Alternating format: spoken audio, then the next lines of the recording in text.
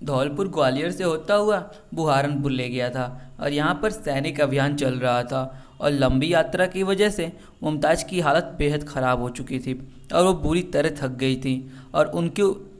तब मुमताज़ गर्भवती थी और शाहजहाँ मुमताज़ से इतने ज़्यादा प्यार करता था कि वो उनको किसी भी हालत में ऐसे समय में अकेला नहीं छोड़ना चाहता था। और इसलिए उसने मुमताज़ की फुल टाइम प्रेगनेंसी होने के बावजूद शाहजहाँ ने उसे आगरा से 787 किलोमीटर दूर धौलपुर ग्वालियर के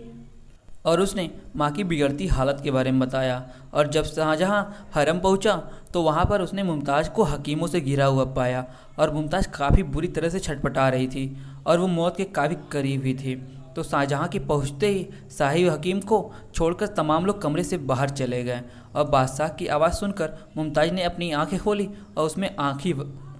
और उसने माँ की बिगड़ती हालत के बारे में बताया। और जब शाहजहाँ हरम पहुँचा तो वहाँ पर उसने मुमताज़ को हकीमों से घिरा हुआ पाया और मुमताज़ काफ़ी बुरी तरह से छटपटा रही थी और वो मौत के काफ़ी करीब ही थी। तो शाहजहाँ के पहुँचते ही शाही हकीम को छोड़कर तमाम लोग कमरे से बाहर चले गए और बादशाह की आवाज़ सुनकर मुमताज़ ने अपनी आंखें खोली और उसमें आँखी शाहजहाँ को जब पता चला कि मुमताज़ अभी ठीक हैं और वो सो रही हैं तो इसके बाद शाहजहाँ भी सोने के लिए अपने कमरे में अंदर चल दिए और सोने से ठीक पहले ही उनकी बेटी जहाँआरा वहाँ पे आ पहुँची और उसने कहा कि माँ की हालत काफ़ी बिगड़ी है। शाहजहाँ की आवाज़ सुनकर मुमताज़ ने जब अपनी आंखें खोली तो उसमें काफ़ी ज़्यादा आंसू भरे हुए थे और शाहजहाँ मुमताज़ के सिर के पास बैठ गए और उनकी गोदी में मुमताज़ ने दम तोड़ा। उसके बाद मुमताज़ ने शाहजहाँ से मरने से पहले 2 कस्में ली और उसने माँ की बिगड़ती हालत के बारे में बताया। और जब शाहजहाँ हरम पहुँचा तो वहाँ पर उसने मुमताज़ को हकीमों से घिरा हुआ पाया